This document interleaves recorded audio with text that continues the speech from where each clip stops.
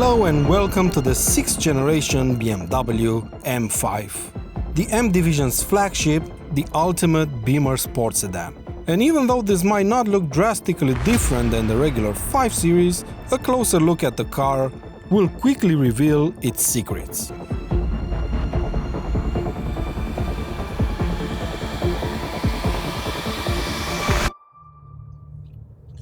Under the bonnet, there's a 4.4 twin-turbo V8 engine capable of producing 600 horsepower.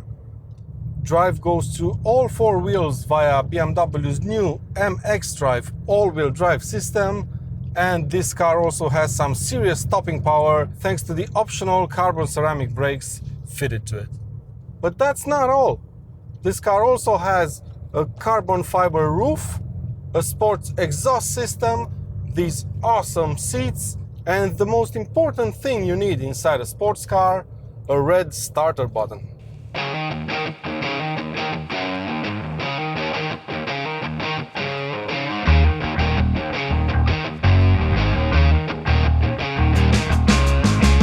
This F90 M5 has pretty big shoes to fill, as pretty much all of its predecessors were special. Take the first generation for example. It's one of the rarest BMW motorsport cars, and it has the M88 engine from the M1 supercar. The second generation is where cars start and end with me. I adore everything about it. It's the last hand-built M car and the last M5 to feature a race-inspired inline 6-cylinder engine.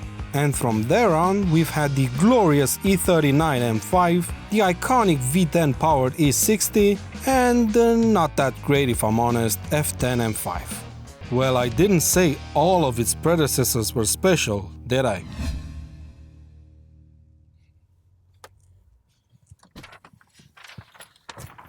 Now, before we start to explore this car any further, I have the options list here, and let's just see how much some of the equipment on this car costs.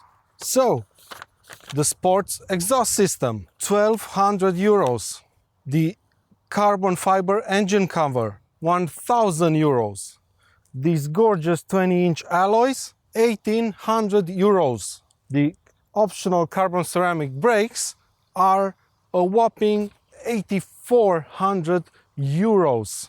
BMW's night vision system is also fitted to this M5, 1,800 euros.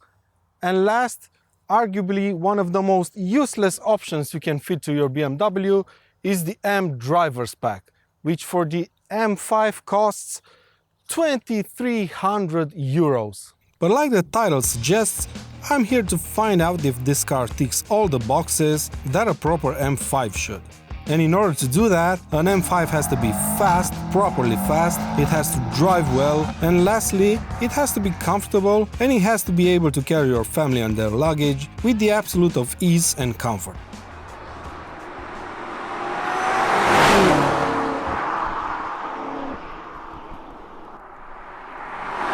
Oh my God! The speed this thing has is incredible. I've never felt anything like this. I think since I drove a Tesla P90D, actually. It's that fast.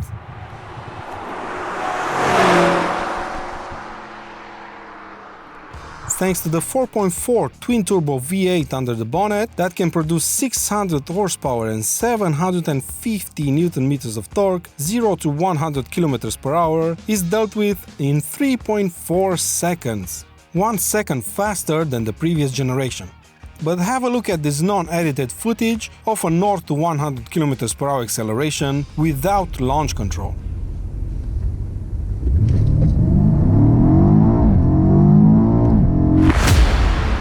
So it's 0.2 of a second faster than the claimed value, without launch control and with a 100 kilo plus elephant at the wheel. That's pure insanity! I haven't really gotten to a piece of tarmac so long, so I can actually test when the engine's puff runs out, but the acceleration is relentless and it feels like it just goes on and on and on and on. feels like this engine has unlimited resources. And the weird thing about this speed that this car is capable of, you never really know what speeds you're traveling at until you glance at the speedo. And then you know you're in trouble. Fantastic. Jesus Christ. Wow. Wow. And I thought the M550i was fast. This is just stupidly fast. Oh my God.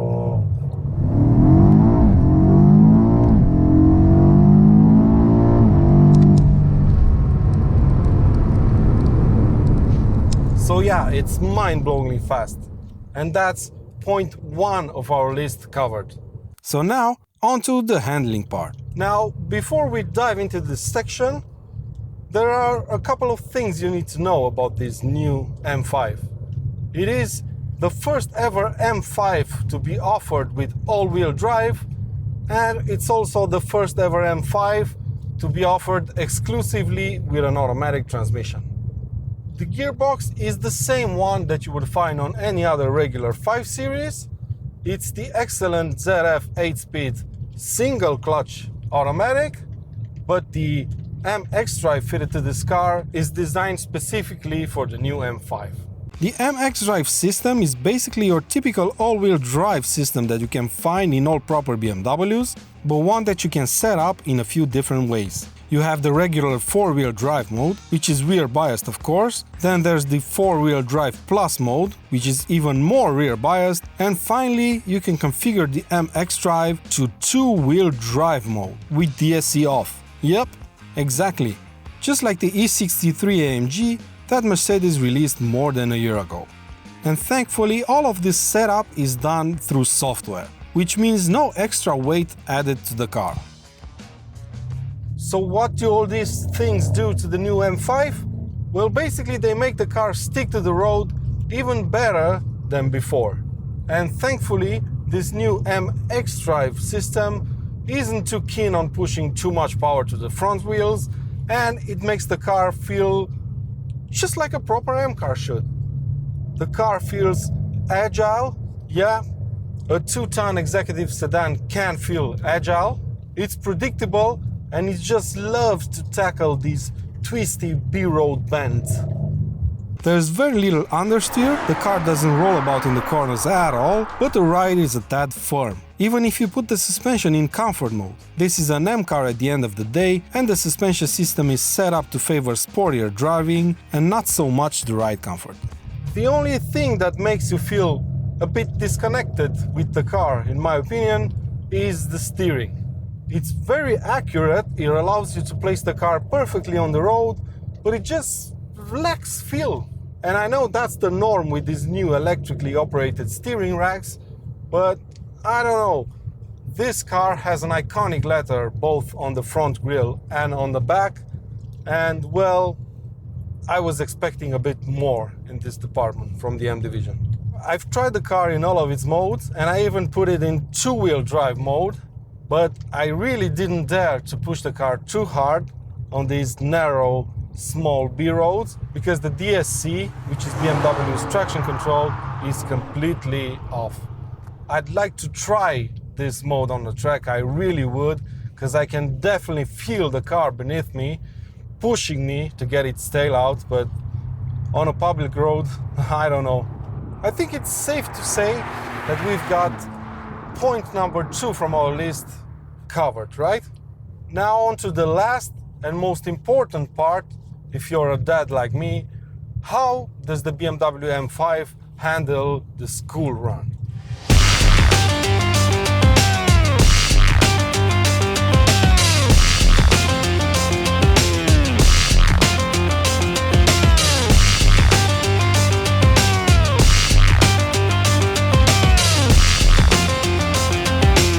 I think this part is the no-brainer. Underneath, this is a 5 Series and it's one of the most practical cars on the market. It can sit 4 adults easily and headroom and knee room is plenty. Same goes for the boot space. Not the largest in its class, but it's pretty good for carrying stuff around. And the interior is absolutely fabulous. Quality materials everywhere, the ergonomics are top notch and these seats are absolutely fantastic.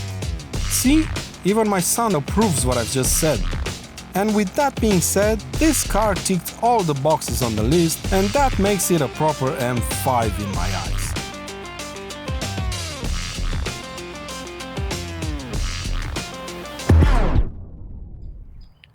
Unfortunately, as much as I would like to, I just can't end the video here on this positive note.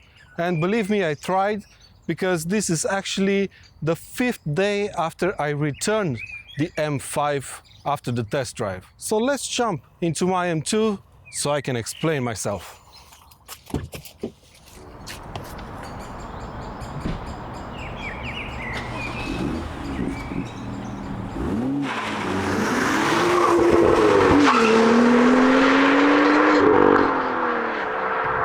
Even though I was counting down the hours until I got to drive the new M5, that's how excited I was.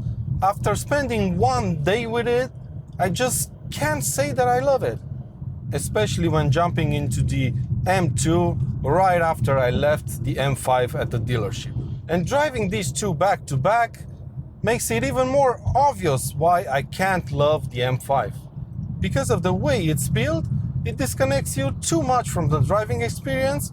The engine doesn't feel that special to me, if I'm honest, and the MX-Drive all-wheel drive system just gives the car too much grip and it makes it less playful than its smaller siblings. In order for the M5 to be exciting to drive, you really have to extract all the power the engine has to give you, and you just can't really do that on a public road. I'm pretty sure the car will be spectacular on a racetrack, but honestly, how many M5 buyers have you seen tracking their cars? But anyway, this is where I'm going to end this review, guys. Objectively speaking, the M5 is pretty much flawless, but it's not for me. I prefer the cheaper, smaller baby M car in every single way. Oh, and did I mention the price? The car I drove for the video, although almost fully loaded, costs 145,000 euros, roughly.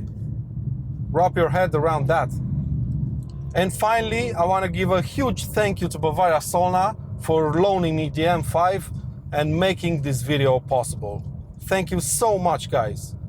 If you've enjoyed this video, please give it a thumbs up and subscribe to Cartoon for lots more content to come. And until next time, take good care of yourselves, and I'll see you around.